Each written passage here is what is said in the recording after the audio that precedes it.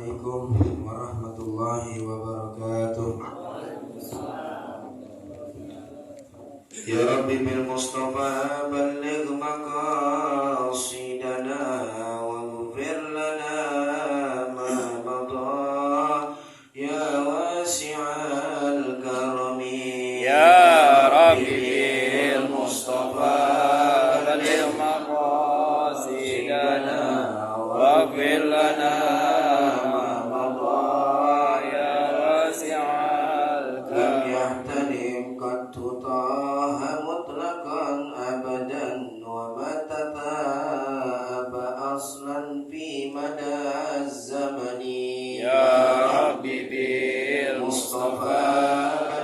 maqasidana waghfir lana ma madha ya wasi'al wa qalbuhu lam yanam wal 'ainu qad na'asat wa la yara zillahu bisyamsi duqatani. Ya Rabbi bil Mustafa balligh maqasidana waghfir lana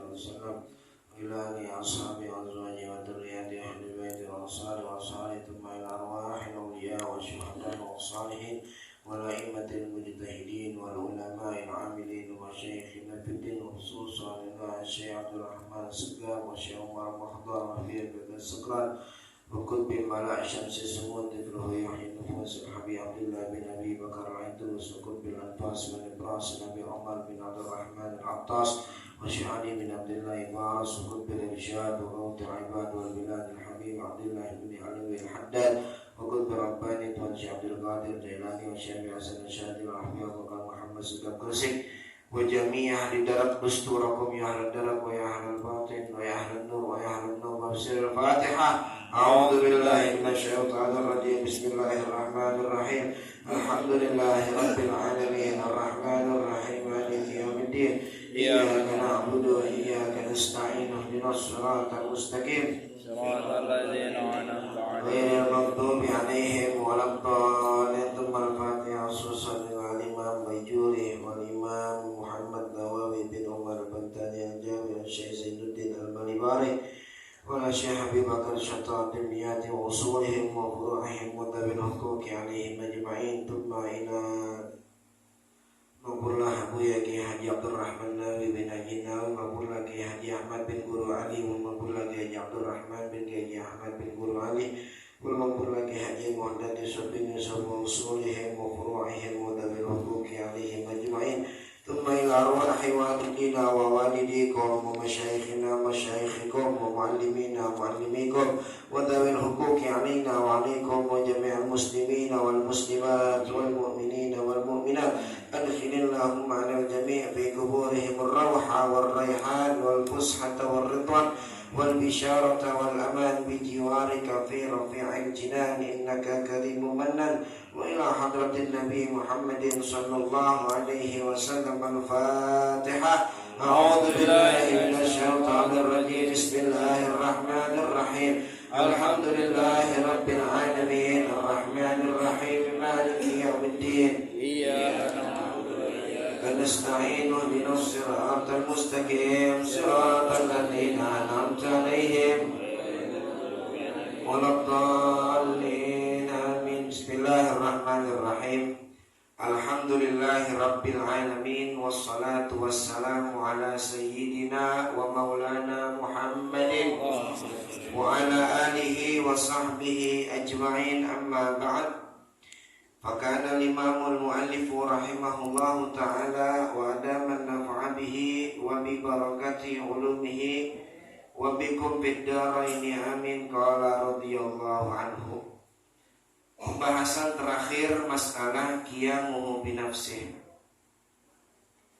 Setelah ahad yang lalu di Masjid Ar-Ruhama kita udah bahas sedikit sekelumit terkait buah famrah, athar daripada pengenalan kita kepada Allah Ta'ala di dalam sifat qiyamuhu binafsih, ta'ala Allah Ta'ala. Maka ini bagian yang terakhir, saudara.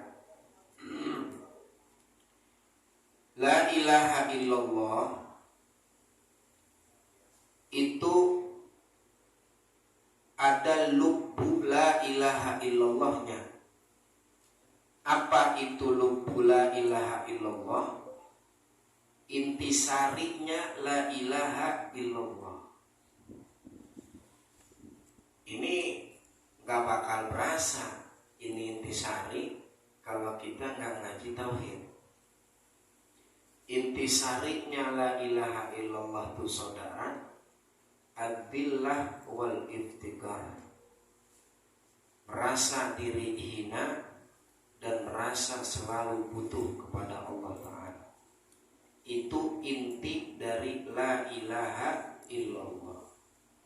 Seorang yang mukmin apabila dia tahu intisari la ilaha illallah, dia yakin gak ada yang mulia kecuali Allah Ta'ala, maka dirinya pun hina. Makanya gak usah marah kalau dihina. Emang udah gitu diri kita, emang udah hina. Hina, saudara. Diri kita tuh hina. Itu zillah namanya. Di dalam kitab Syarah Hikam Ibn Athaillah, Al-Imam Ar-Rindi itu disebutkan satu kisah. Dulu ada orang soleh yang bernama Aban Ibn Ayyash rahimahullah rahmatullah bro. Suatu hari beliau sedang berjalan di kota Basrah. Segitu banyak kota Basrah penduduknya, ada satu jenazah dibopong. Jenazah tersebut hanya digotong oleh 4 orang yang berkulit hitam, orang Afrika. Maka timbul pertanyaan di dalam hati Sayyidina Aban bin Iyash, ajib, segede kota Basrah banyak orang, cuman yang gotong jenazah hanya 4 orang. Dan gak tahu lagi nih 4 orang ini nih siapa aja. Orang luar kayaknya nih, bukan orang bocah kampung sini. Karena ada rasa penasaran dalam hati beliau, beliau ikutin tuh. Sehingga beliau menjadi orang yang kelima ikut gotong jenazah. Sampai di sebuah langgar, sebuah musola kecil, ditaruhnya itu keranda untuk disolati jenazah. Maka orang yang 4 orang hitam tadi tuh, dia bilang pada Sayyidina Aban bin Iyash, silakan tuan menjadi imam. Oh jangan, antum aja. Enggak, kami berempat enggak ada yang ngerti sholat jenazah. Loh, memang antum dari mana? Antum tuh siapa? Kata ini yang 4 orang, kami dari luar kampung ini. Kami disewa oleh seorang perempuan yang berada di atas galian kubur jenazah ini, tulis. Jadi ini 4 orang sewaan, saudara. Bukan masyarakat kampung, nyewa. Jadi itu perempuan nyewa supaya buat gotong keranda. Kan sedih banget tuh jenazah begitu. Sekampung, sewarga, tetangganya pada kagak ada yang ngurusin. Dah nyolatin Ibn bin Iyash. Selesai nyolatin, apa yang terjadi dengan jenazah ini, Tuhan? Kata Ibn bin Iyash. Kami nggak tahu, kalau mau nanya menyewa kami tuh perempuan. Oke, bawa nih jenazah dikuburin saudara, rapi dipendam. Ini yang perempuan tadi nyewa, yang dari tadi nangis tiba-tiba ketawa, kemudian berpaling dari kuburan. Ditanya sama Abang bin Iyas, sebentar saya mau tanya, kenapa engkau dari tadi nangis kemudian ketawa? Gerangan apa? Terus nih yang 4 orang tadi dinyewa, ente nyewa? Iya. Kenapa nggak ada masyarakat yang bawa gotong jenazah? Kemudian ini perempuan bilang, saudara, saya ini ibu kandungnya jenazah yang tadi dikubur. Jadi emaknya tuh ternyata tuh perempuan. Anak saya ini tukang maksiat. Pokoknya semua maksiat di alam dunia udah pernah dilakuin. Gak ada satupun maksiat yang gak pernah dilakuin sama anak saya. Main perempuan udah, mabok udah, kalau sekarang ya ganja udah, narkoba udah, bunuh orang udah. Pokoknya semua maksiat udah dilakuin sama anak-anak. 3 hari sebelum meninggal dunia nih bocah sakit. Dalam sakitnya dia merasa hina, menghinakan dirinya. Ini yang saya masuk dilah, saudara. Saat dia sakit, dia merasa dia adalah orang yang paling hina sealam dunia. Kemudian dia berkata kepada aku selaku ibunya, ya ummah, duhai ibu, kalau nanti aku wafat, aku wasiat 3 hal. Apa?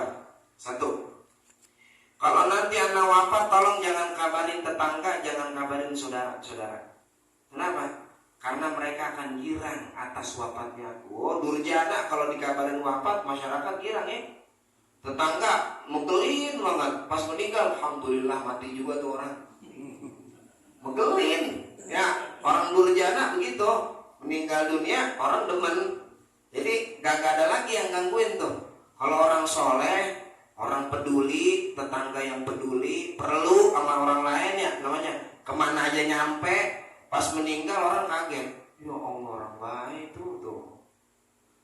Ini bilang jangan kabarin tetangga, karena mereka akan senang aneh wafat. Wasiat yang pertama. Yang kedua, kalau nanti anda taruh di liang lahat, tulis tuh di kafan anak, la ilaha illallah Muhammadur Rasulullah. Makanya itu sunnah, istihbab, disunahkan tuh saudara. Kalau meninggal dunia dikafanin tuh kain kafan tulis la ilaha illallah Muhammadur Rasulullah. Cuma jangan pakai pulpen, jangan pakai tinta ya. Karena ntar tuh kain kafan akan bercampur dengan najis. Sedangkan di kain kafannya ada tulisan Ismul A'zam la ilaha illallah situ. Ntar jadi dosa tuh yang nulis tuh. Jangan pakai tinta, pakai apa? Pakai minyak wangi. Percis dah kayak undangan. Undangan-undangan kan ada Bismillahirrahmanirrahim tuh. Kalau habis ngundang dibuang kemana? Di sampah. Ada Ismul A'zam di situ. Apalagi pakai tambahin ayat Quran. Ya ayyuhalladzina wa min ayatihi an khalaqalakum min anfusikum azwajan litaskunu ilaiha wa ja'ala bainakum mawaddatan wa rahmah inna fi dzalika laayatin liqaumin yaqilun. Dibuang tuh di tong sampah saudara. Kalau niatnya ngeremehin kufur kafir tuh orang. Kalau nggak ada niat ngeremehin dosa gede. Kayak kalau bikin undangan udah pakai Latin aja dah, nggak usah pakai bahasa Araban. Ya, biar kagak kebuang. Kalau kita yang udah kadongan nerima, potong tuh ayat Qurannya, potong baru dibakar, biar kagak diinjak-injak, biar nggak kena najis. Nah kayak kapan begitu juga tuh, jangan ditulis pakai spidol, terus spidol la ilaha illallah Muhammadur Rasulullah, pakai ludah, air ludah aja, kalau nggak minyak wangi gitu. Itu khasiatnya selamat dari adab kubur, saudara. Tuh saya kasih tahu ya. Sebenarnya mah rahasia, jadi kagak rahasia pasti dikasih tahu ya. Nah, amanin kalau ntar ada yang meninggal keluarga kita gitu. Suara agak serak, maafin ya. Kopi makin parah bang. Yang ketiga wasiatnya, Kalau nanti pipi saya udah nyentuh lubang landak, liang lahat, injak ibu, injak saya punya pipi. Wakuli dan katakan, hadza jazaa'u man asallah. Ini adalah balasan bagi orang yang maksiat kepada Allah Ta'ala. Nih rasanya orang yang maksiat sama Allah Ta'ala. 3 tuh wasiat. Sebelum wafat dia merasa dirinya lebih hina daripada sealam dunia. Dia paling hina, saudara. Saat rapi dikubur, kata nih perempuan cerita nih sama Ben Binias, kan masih cerita tadi tuh. Tiba-tiba Anda dengar suara anak-anak berkata, insorifi ya ummah, pulanglah ke rumah wahai ibu. Qad qadumtu ala rabbin karimin rahimin ghairi qadbana alayya. Aku telah menghadap Allah Ta'ala yang maha pengasih, maha penyayang, tanpa sedikit pun murka kepada aku. Tukang maksiat jadi usul kepada Allah Ta'ala. Maksiat jadi nyampe sama Allah Ta'ala lantaran merasa dirinya hina, saudara. Tapi orang yang taat justru gak bisa nyampe sama Allah Ta'ala. Kenapa? Sebab saat melakukan taat dirinya mengatakan lebih baik daripada orang lain. Hanya Imam Ibnu Athaillah katakan, maksiatun auratat dillan waftigaran khairun min ta'atin auratat izzan wastikbaran. Maksiat yang melahirkan rasa hina dan butuh kepada Allah Ta'ala. Kita nih manusia gak lepas dari maksiat ya. Cuman jangan sampai maksiat itu berkelanjutan. Artinya dari maksiat itu melahirkan, wah gue mau orang hina, gue baru punya maksiat. Anak butuh sama Allah Ta'ala, anak mau tobat. Tuh, itu kata Imam Ibnu Athaillah, khairun, lebih baik daripada taat tapi mewariskan rasa mulia dan rasa sombong. Di kampung ini gak ada orang yang tahajudnya 1000 rakaat, gua doang. Jangan 1000 rakaat, 2 rakaat dah. Baru 2 aja sombongnya belagu banget. Malam mau ngantuk banget pagi-pagi begini. Nah, gimana ya gua ngomonginnya ya? Enak nih gua. Emang apa sih?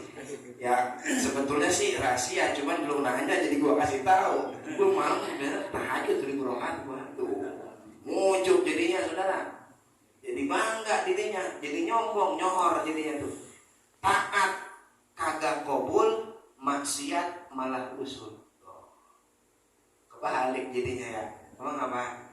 Karena ada rasa billah wal iftiqar, rasa hina dan rasa butuh. Tapi udah begini mah jangan akhirnya besok, kalau gitu gue maksiat aja dah, nggak usah taat ya, jangan juga. Ini kan nggak ngomongin lebih baik jadi maksiat apa jadi taat, enggak. Kita ngomongin hati. Yang penting mah ada rasa hina dan rasa butuh. Jelas ya kira-kira?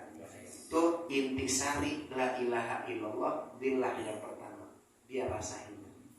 Saya jangan mudah untuk meremehkan orang. Bisa jadi dia lebih tinggi makomnya daripada kita, sudah. Gitu. Paham gak? Saat itu kan bocah baru kemarin ngaji juga duluan gua sama dia. Lagu-lagu apa itu dia ngomong gitu. Oh, ente merasa diri ojok. Jangan. Ya, jangan. Gak ada billah namanya. Yang kedua, intisarinya habis billah iftiqar. Rasa butuh kepada Allah Ta'ala yang luar biasa. Butuhnya kita sama Allah Ta'ala itu lazim. Dari dulu kita nggak ada, kemudian sekarang kita ada. Nikmat yang belum ada sama kita dulu, sekarang sama kita langgeng tuh nikmat. Berarti itu tanda ada yang